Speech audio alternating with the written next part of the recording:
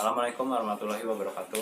Perkenalkan, nama saya Gilang Akbar Aditya. Di sini saya akan mempresentasikan hasil mind mapping saya yang berjudul apresiasi karya rupa 3 dimensi. Sebelumnya, saya sudah pernah mempresentasikan apresiasi karya rupa 2 dimensi. Sekarang adalah apresiasi karya rupa 3 dimensi. Sebelumnya, dalam apresiasi karya rupa 3 dimensi, itu dibagi menjadi 3 bahasan. Yang pertama adalah jenisnya, apa saja yang dibahas dalam karya rupa 3 dimensi. Lalu yang kedua adalah nilai estetis itu sendiri.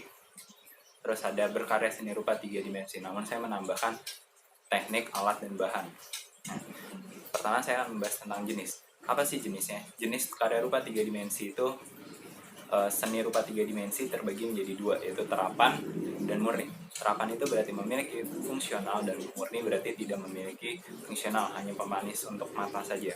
Lalu di dalam jenis ini terbagi lagi bahasannya jadi simbol. Simbol itu apa sih? Simbol itu berarti makna. Makna dalam simbol itu berarti memiliki makna. Contohnya warna putih. Warna putih itu berarti mengandung kesucian untuk diri kita sendiri menurut versi kita. Lalu ada warna hijau yang artinya kesuburan dan lain-lain, masih banyak. Lalu di sini saya akan membahas tentang unsur.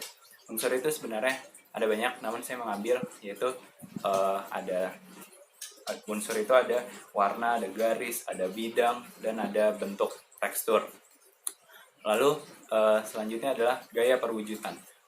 Apa yang akan kita buat di karya rupa 3 dimensi ini yang disebut dengan gaya perwujudan, yaitu bisa patung, bisa tugu, atau bisa monumen. Lalu selanjutnya saya akan membahas nilai estetis. Pada bahasan ini saya akan mengambil dari nilai estetis. Kata estetis. Estetis itu sendiri adalah keindahan.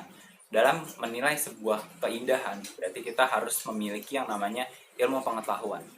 Itu yang disebut dengan penilaian secara objektif.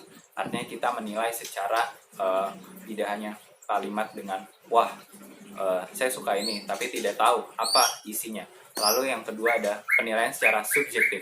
Artinya adalah penilaian secara subjektif itu tidak memiliki, kita tidak dapat menjelaskan secara ilmu seni budaya itu sendiri. Lalu selanjutnya saya akan membahas tentang teknik. Teknik yang dipakai itu biasanya adalah teknik mozaik, aplikasi, ada pahat, ada merakit. Nah, di mozaik ini biasanya menempelkan benda 3 dimensi ke sebuah objek. Misalkan ada batu, kita pengen tempelin ke dinding. Itu yang disebut dengan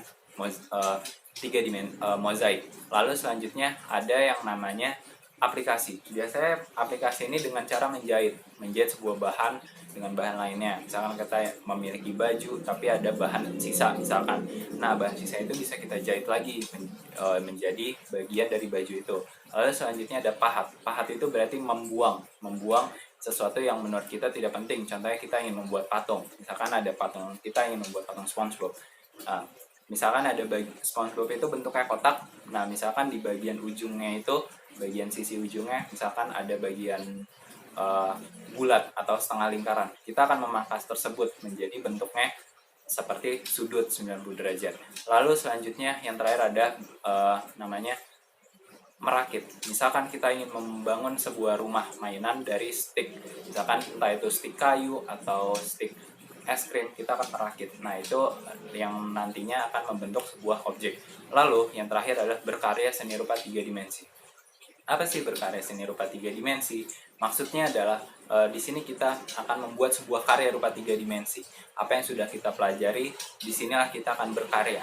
Nah, untuk menentukan atau untuk menemukan sebuah karya, pastinya kita harus memiliki ide dulu. Lalu dari ide tersebut kita olah menjadi berkembang. Ide tersebut lama-lama akan bagus ide tersebut. Lalu kita akan menyiapkan alat dan bahannya.